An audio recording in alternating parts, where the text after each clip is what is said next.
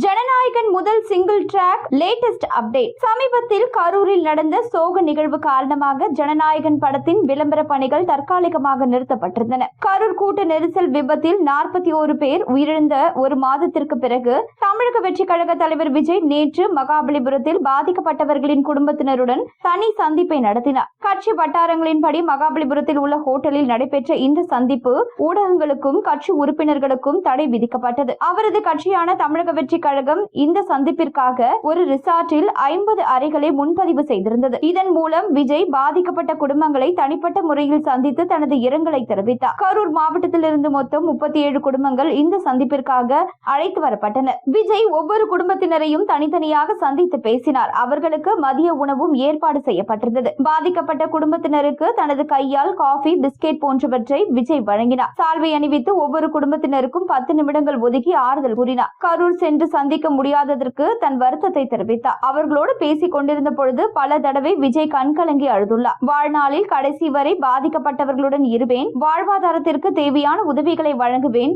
குழந்தைகள் கல்விக்காகவும் வேலை வாய்ப்புக்காகவும் உதவுவேன் என்று ஒவ்வொரு குடும்பத்தினரிடமும் தனிப்பட்ட முறையில் விஜய் அப்பொழுது உறுதியளித்தார். பாதிக்கப்பட்ட குடும்பங்களை சந்தித்து ஆறுதல் கூறிய பிறகு விஜய் தற்பொழுது ஜனநாயகன் படத்தின் விளம்பர பணிகளை மீண்டும் தொடங்க தயாராகி வருகிறார். இத்தனை நாட்கள் கரூர் விவகாரம் காரணமாக ஜனநாயகன் பட ப்ரமோஷன் தொடங்காமல் இருந்தது. தற்பொழுது அந்த பணிகள் தொடங்கி உள்ளன. இத்திரைப்படம் அவரது நடிப்பு வாழ்க்கையிலும் அரசியல் பயணத்திலும் ஒரு முக்கியமான திட்டமாக கருதப்படுகிறது. அவரின் கடைசி படம் என்று ஜனநாயகன் திரைப்படம் அறிவிக்கப்பட்டுள்ளது. ஜனநாயகன் படக்குழு நவம்பர் மாத தொடக்கத்தில் முதல் பாடலை வெளியிட திட்டமிட்டுள்ளதாகவும் வலுவான ப்ரமோஷன் பிரச்சாரத்தை மேற்கொள்ள உள்ளதாகவும் திரையுலக வட்டாரங்கள் தெரிவிக்கின்றன. முதல் சிங்கிள் பாடல் விஜய் பாடியுள்ளதாகவும் பாடும்பொழுது கண் கலங்கியதாகவும் கூறியிருந்தனர். இதன் பிறகு டீசர் மற்றும் ட்ரைலர் அடுத்தடுத்து வெளியாகி அவரது ரசிகர்களுக்கிடையே மேலும் உற்சாகத்தை ஏற்படுத்தும்.